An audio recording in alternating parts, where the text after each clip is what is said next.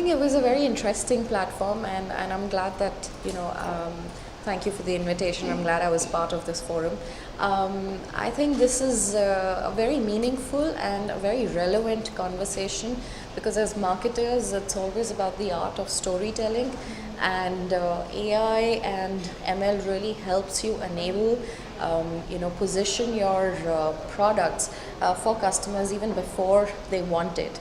Right, and it's about contextualizing and building relevance at scale.